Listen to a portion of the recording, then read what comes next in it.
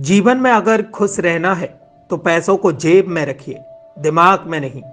आज मैं आपको एक छोटी सी कहानी सुना रहा हूं। 5 मिनट का समय निकालकर इस कहानी को पूरा जरूर सुनें, क्योंकि इस कहानी को सुनने के बाद आप अपने जीवन में हमेशा खुश रहेंगे। एक पति पत्नी के जीवन से खुशियां कम होती जा रही थी। उन्हें इस बात की चिंता होने लगी कि हम पहले की तरह खुश नहीं रहते। हमारे जीवन में तो अब खुशियां ही नहीं बची। दोनों पति पत्नी रास्ते से गुजर रहे थे। उनकी मुलाकात एक बुजुर्ग से हो जाती है। दोनों पति पत्नी ने बुजुर्ग को अपनी परेशानी बताई तो बुजुर्ग ने कहा, पास में ही एक महात्मा रहते हैं, उनका नाम गौतम बुद्ध है। आप दोनों जाकर उनसे मिलिए, वो तुम्हारी हर समस्या का समाधान करेंगे।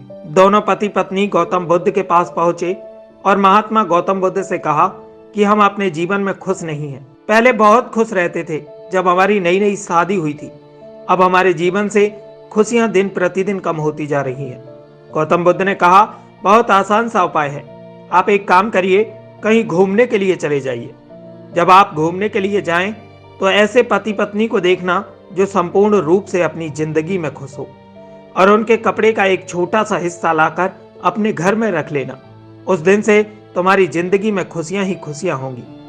दोनों पति पत्नी बड़े खुश हुए, बोले ये तो बहुत आसान सा है।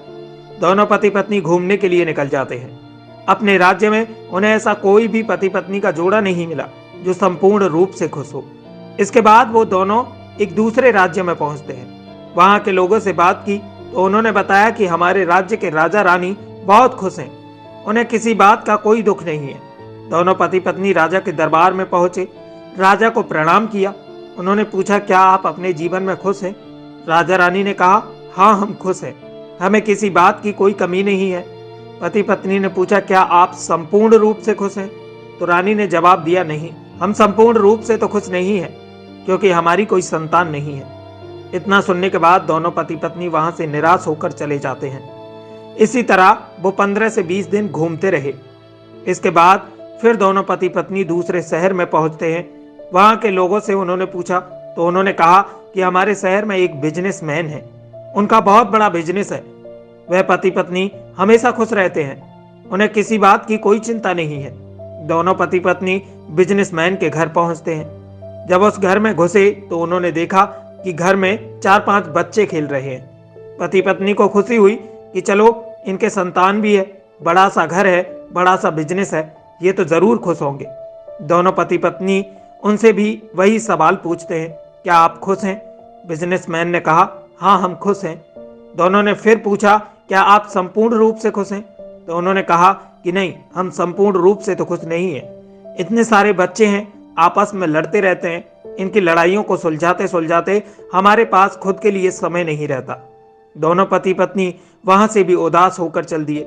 इसके बाद वो दोनों एक सुनसान जगह पर पहुंचते हैं।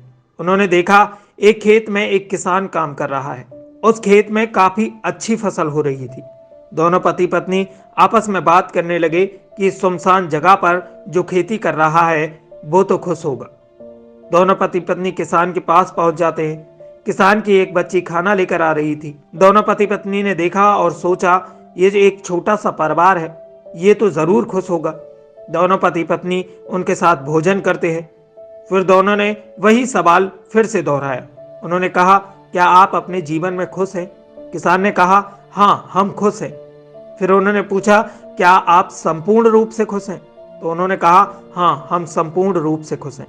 पति पत्नी को बड़ी खुशी हुई। पति बोला, क्या मैं आपकी शर्ट का एक छोटा सा टुकड़ा ले सकता हूँ? मुझे किसी ने जीवन में खुश रहने का उपाय बताया है। इस बात को सुनकर किसान हंसने लगा। किसान ने कहा, अगर तुम इस शर्ट का टुकड़ा ले लोगे तो मैं कल क्या पहनूंगा? पति पत्नी को समझ में आ गया कि ये भी संपूर्ण रूप से खुश नहीं है। दोस्तों, ये कहानी तो बहुत छोटी है, लेकिन इस कहानी की सीख बहुत बड़ी है।